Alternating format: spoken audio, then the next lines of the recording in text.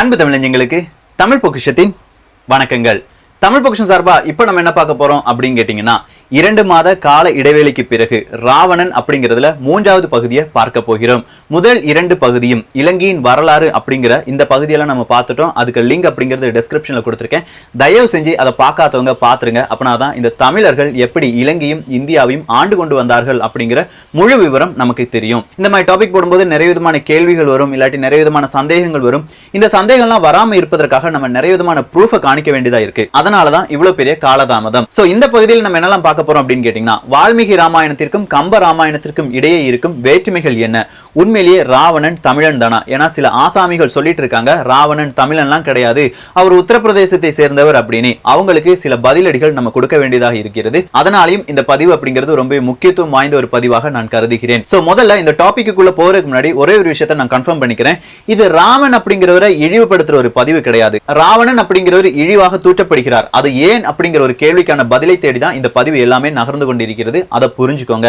அதே மாதிரி ராமனை பற்றியுள்ள பல்வேறு பெருந்தலைவர்களின் கருத்துக்கள் என்ன அப்படின்னு கேட்டீங்கன்னா, காந்தியடிகள் சொல்றாங்க, நான் தேடும் ராமன் உண்மையிலேயே ராமாயணத்தில் இருக்கும் ராமன் கிடையாது அப்படின்னு சொல்றாங்க.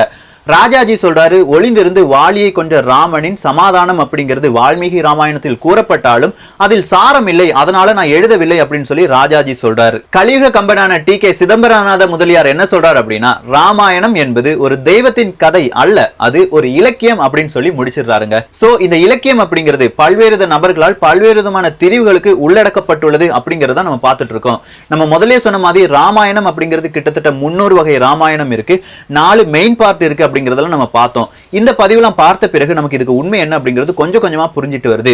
சோ ராவணன் அப்படிங்கிற ஒரு அரசன் உண்மையிலேயே போற்றுதல் கூறிய ஒரு அரசனாக மட்டுமே இருந்திருக்கிறாரே தவிர தூற்றுவதற்கான எந்த ஒரு தேவையும் இல்லாமல் தான் இருந்திருக்கிறது. அப்படி இருந்தும் இந்த ஆரியர்கள் திராவிடர்கள் இந்த மாதிரி பிரச்சனையை ஏற்படுத்துவதற்காகவே இந்த ராமாயணத்தில் ராவணன் அப்படிங்கிற ஒரு அசுரனாகவும் ராமன் அப்படிங்கிற ஒரு தெய்வமாகவும் பாவித்து காண்பித்திருக்கிறார்கள். அதே மாதிரிதான் சில ஆசாமிகள் என்ன சொன்னாங்க, இந்த ராவணன் அப்படிங்கிறவரை தான் நம்ம இந்த தசரா பண்டிகையிலும் தீபாவளியிலும் அவருடைய கொடும்பாவியை எரித்து கொண்டாடி கொண்டிருக்கிறார்கள் அப்படின்னு சொல்லியிருக்காங்க. அதே ஆசாமி கிட்ட நான் சில விஷயங்களை சொல்றேன். சீதை அப்படிங்கிறவரை கடத்தினார். ஏன் ராவணன் சீதையை கடத்தினார் அப்படின்னு கேட்டா, தனது தங்கை துன்புறுத்தப்பட்டு விட்டால் அதன் காரணமாக மட்டுமே சீதையை கடத்தினாள் அப்படின்னு தான் வால்மீகி ராமாயணம் சொல்லுது. அதை விடுத்து சீதை மீது எந்த ஒரு காம பார்வையும் ராவனுக்கு கிடையாது அப்படிங்கறத நல்லா தெளிவுபட வால்மீகி ராமாயணம் அப்படிங்கிறது சொல்லியிருக்கு.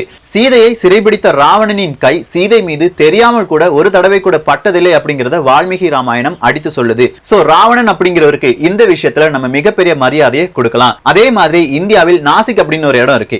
இந்த நாசிக்ல இருக்கிற பழங்குடிகள் என்ன சொல்றாங்க அப்படின்னா, ராவணன் தான் எங்களுடைய அரசனே தவிர ராமன் கிடையாது, நாங்க ராவணனுக்காகத்தான் நிறைய பூஜைகள் செய்யறோம் அப்படின்னு சொல்லி ராவணன் வேஷம் போட்டு ராவணன் ராஜ்யம் வாழ்க அப்படின்னு சொல்லி மிகப்பெரிய முழக்கங்கள் வந்ததாக பல நியூஸ் பேப்பர்ல பல்வேறு செய்திகள் இருந்து கொண்டுதான் இருக்கிறது. இந்த பழங்குடிகளை பொறுத்த வரைக்கும் அவங்க என்ன செய்வாங்கன்னா, அவங்களுடைய கல்யாணத்துக்கு முந்தைய ஒரு நாள் ராவணனுடைய ஆசீர்வாதம் வாங்க வேண்டும் அப்படின்னு ஒரு சடங்கு வச்சிட்டு இருக்காங்க. அது இந்த அளவும் தொடர்ந்து கொண்டே வருகிறது. சோ வட இந்தியர்கள் எல்லாருமே ராவணனை கொச்சையாத்தான் பார்க்கிறார்கள் என்று அந்த ஆசாமி சொன்னதற்கான பதில் இதுல இருந்தே உங்களுக்கு கிடைச்சிருக்கும் அப்படின்னு நான் நம்புறேன். மகாராஷ்டிரா ராஜ ஆதிவாசி பச்சோ அபியன் அப்படிங்கிற ஒரு அமைப்பு ராவணனை மையப்படுத்தி பல பழங்குடிகளை ஒன்றிணைத்து ராவணனின் இந்த ஆட்சியை இல்லாட்டி ராவணனின் புகழை இந்த உலகத்திற்கு அறிமுகப்படுத்த வேண்டும் அப்படின்னு துடிச்சிட்டு இருக்காங்க. இது வேறொரு சொல்லப்படாத செய்தியாக இருந்து கொண்டுதான் இருக்கிறது. சோ தமிழர்கள் மட்டும் கிடையாது, வட இந்தியாவை சேர்ந்த சில நபர்களும் ராவணனுக்காக போராடி கொண்டிருக்கிறார்கள். இதுக்கெல்லாம் மேல ராவணனுக்கு மத்திய பிரதேசத்திலே ஒரு கோயில் இருக்கு என்பதை யாராலுமே மறுக்க முடியாது. சோ இந்த விதத்துல ராவணனுக்கு மிகப்பெரிய மதிப்பும் மரியாதையும் இந்தியால இருந்து கொண்டே இருக்கிறது. குறிப்பா தமிழ்நாட்டில இருந்து வளர்ந்து கொண்டே இருக்கிறது அப்படின்னு சொல்லலாம். இலங்கையை பொறுத்த வரைக்கும் ஈழத்தை பொறுத்த வரைக்கும் எப்படி இருக்கு அப்படின்னு கேட்டீங்கன்னா, ஈழம் தாங்க ராவணனுடைய மிகப்பெரிய கோட்டை அப்படின்னு சொல்லலாம். இப்போதும் ராவணனை மையப்படுத்தியுள்ள பல்வேறு விதமான வரலாற்று ஆய்வுகளும் பல்வேறு விதமான வரலாற்று பொக்கிஷங்களும் இலங்கையில் தான் இருந்து கொண்டிருக்கின்றன. அதுக்கு குறிப்பா நம்ம சொல்லணும்னா, ராவணன் நீர்வீழ்ச்சி இலங்கையின் ஊவா மாகாணத்தில் கிருத்தி ஆற்றில் அமைந்துள்ள ஒரு நீர்வீழ்ச்சி தாங்க. இந்த நீர்வீழ்ச்சி இப்போதும் ராவணன் நீர்வீழ்ச்சி என்றே அறியப்படுகிறது. அதே மாதிரி ராவணன் காலத்திற்கு முன்பு இருந்தே அங்கே நிறைய கோயில்கள் இருந்தது அப்படிங்கறத நம்ம பார்த்தோம்.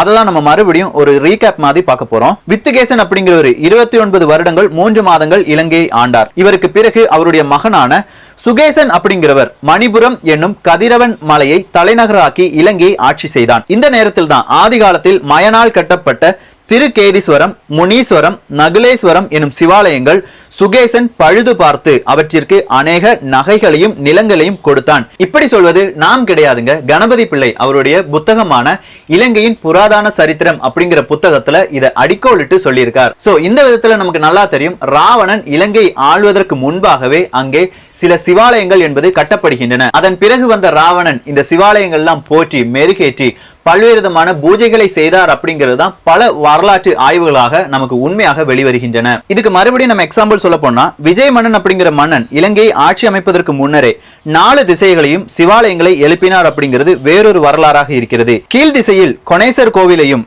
மேல் திசையில் கேதீச்சர கோவிலையும் பழுது பார்த்து அந்த கோயிலில் பூசை நடத்தும் பொருட்டு காசி பிராமணர்களை அழைத்து வந்தார் என யாழ்ப்பாண வைபவ மாலையில் கூறப்படுகிறது. திருக்கேதீஸ்வரம் இலங்கையின் மேற்கு கடற்கரை பகுதியில் உள்ள மன்னார் மாவட்டத்தில் சரித்திர முக்கியத்துவம் வாய்ந்த துறைமுக நகரமான மாதோட்டத்தில் அமைந்துள்ள ஒரு சிவன் கோயில். ஈழத்தின் பழங்குடியினரான நாகர்களது முக்கிய வழிபாட்டு தலமாக இருந்ததால் இக்கோயிலை நாகநாதர் எனவும் பெயர் வழங்கி வந்துள்ளது. இந்த நாகநாதர் அப்படின்னு சொல்லும் போதே இலங்கையின் பூர்வ குடிமக்கள் இயக்க நாகர்கள் அப்படிங்கறத நம்ம பார்த்தோங்க. இந்த இயக்க நாகர்கள் எங்கிருந்து வந்தாங்க அப்படின்னு கேட்டீங்கன்னா, இதே பாரத கண்டத்திலிருந்து தான் வந்தாங்க. இந்த பாரத கண்டம் எப்படி வந்தது அப்படிங்கறத நம்ம ராவணனின் 2வது பகுதியில பார்த்தோம்.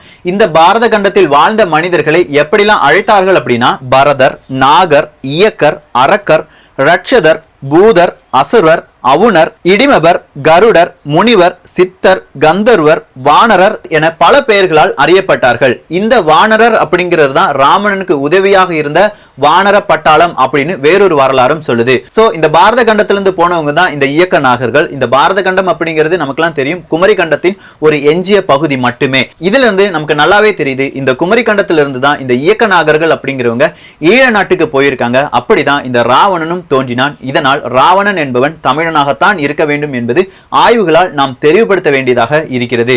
இந்த ஆய்வுகள் தொடருமா தொடராதா அப்படிலாம் கேட்டா கண்டிப்பா தொடர்றதுக்கான வாய்ப்புகளே கிடையாதுங்க. கீழடி அப்படிங்கிற ஒரு ஆய்வை இன்னும் சரியா நம்மளால கொண்டு போக முடியல. அப்படி இருக்கும்போது 10,000 20,000 வருடங்களுக்கு முன்பு ஆழ்ந்து போனங்கிற கண்டத்தை யார் அகழ்வாய்ச்சி செய்வார்கள்? அப்படியே அகழ்வாராய்ச்சி செய்தாலும் அதில் உண்மைகள் எப்படி வெளியில் வரும் அப்படிங்கிற கேள்வி நம் மனதில் எழ வேண்டிய கேள்விகள் தான். திருக்கோணமலையில் இருக்கும் திருக்கோணேஸ்வரர் அப்படிங்கிற ஆலயத்துக்கு கிட்ட இருக்கிறது தான் ராவணன் வெட்டு. இதுவும் ராவணன் இலங்கையை சேர்ந்தவர் தான் அப்படிங்கறத தெளிவுபடுத்துவதற்காக கொடுக்கப்படும் ஒரு ப்ரூஃப் அப்படின்னு சொல்லலாம். அடுத்ததான் நம்ம சொல்ல போனா சிக்கரியா குஞ்சுகள். இந்த சிக்கரியா குஞ்சுகள் தான் கடைசியா ராவணன் ஆட்சி செய்த இடம் அப்படிங்கறத நம்ம பார்த்தோம். ராவணனின் புஷ்பக விமானம் அப்படிங்கிறது இந்த சிக்கரியா குஞ்சுகளுக்கு மேல் தான் நிறுத்தப்பட்டது அப்படிங்கறதையும் நம்ம போன பதிவுல பார்த்தோம். சோ ஓவராலா ராவணன் தமிழன் தான் அப்படிங்கறத நம்மளால இந்த விதத்துல ப்ரூவ் பண்ண முடியும். அடுத்ததான் நம்ம பார்க்க வேண்டியது ராமனின் பிறப்பு எப்படி இருந்தது அப்படிங்கிறது தான். இது பார்ப்பதற்கான காரணம், ராவணனின் பிறப்பை சிலர் கேள்வி கேட்கிறார்கள். அப்படி இருக்கும்போது ஏன் ராமனின் பிறப்பை நம்ம கேள்வி கேட்க கூடாது? ராமனின் பிறப்பை நம்ம பார்க்கணும்னா அஸ்வமேதா யாகம் அப்படிங்கிற ஒரு யாகத்துக்கு போகணுங்க.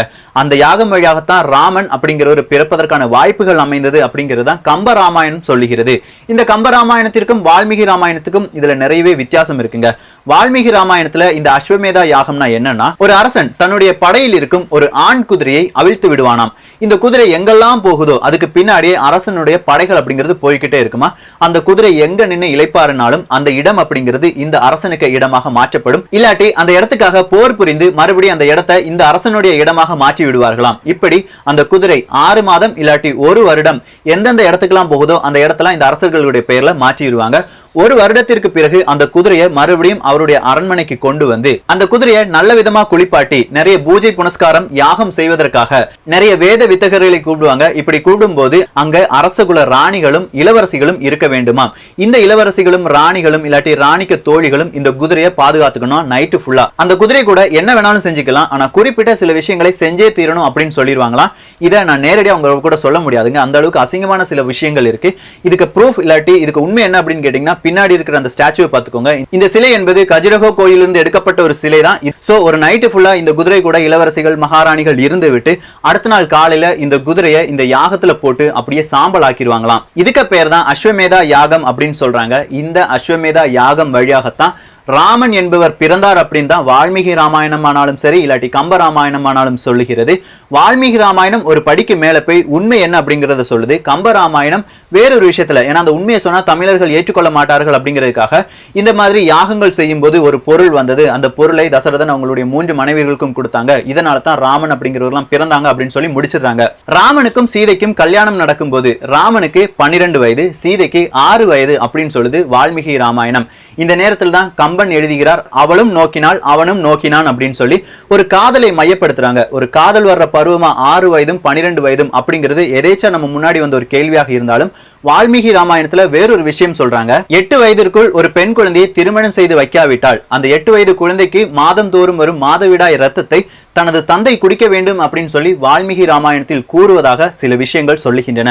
இது கேட்கறதுக்கே கொஞ்சம் ஐயரவா இருக்கும், ஆனா உண்மையிலேயே இதெல்லாம் இருந்திருக்கு. இந்த விஷயங்கள்லாம் எங்க தமிழர்களுக்கு சொன்னா கண்டிப்பா தமிழர்கள் இதை ஏற்றுக்கொள்ள மாட்டார்கள். ராவணன் அப்படிங்கிறவருக்கு உண்மை முகம் தெரிந்து விடும் அப்படிங்கிறதுக்காக கம்ப ராமாயணம் அப்படிங்கிறது ரொம்பவே பூசி மொழிகப்பட்ட ஒரு ராமாயணமாக இன்றளவும் நம் முன்னே வந்து கொண்டுதான் இருக்கிறது. சோ இது மாதிரி இன்னும் நிறைய விஷயங்கள் நம்ம சொல்லிக்கிட்டே போகலாம், ஆனா நிறைய சர்ச்சை கருத்துக்களை அது ஏற்படுத்தும் என்று சொல்லலாம். இப்போதைக்கு நமக்கு தெரிய வேண்டியது ராவணன் அப்படிங்கிறவர் உண்மையிலேயே நல்லவராக இருந்திருக்கிறார். ஆனால் ராமாயணம் அப்படிங்கிறதுல ராவணன் கொச்சையாக காண்பிப்பதன் காரணம் என்ன அப்படின்னு கேட்டீங்கன்னா, உண்மையிலேயே ஆரியர்கள் அப்படிங்கிறவங்க நம் மீது தொடுக்கப்பட்ட ஒரு இலக்கிய பிழை அப்படின்னு கூட சொல்லலாங்க. அந்த விதத்துல ராவணனை என்றும் நாம் போட்ட கடமைப்பட்டு இருக்கிறோம். சோ இந்த ஆசாமி சொன்னார், கண்டிப்பா இந்த ராவணன் அப்படிங்கிறவரு தமிழர் கிடையாது, அவர் உத்தரப்பிரதேசத்தை சேர்ந்தவர் அப்படிங்கறத நம்ம முதல்ல பார்த்தோம்ல. அப்படி இருக்கும்போது ஏன் ராமர் பாலம் எங்களுக்கு வேணும் அப்படின்னு சொல்றாங்க. இந்த ராமர் பாலம் எங்க இருக்கு? ராமேஸ்வரத்துல இருக்கு. ராமன் பிறந்தது வளர்ந்தது நடனமாடியது எல்லாமே விந்திய மலைகள் இருக்கும் இரு புறங்களிலும் தான்.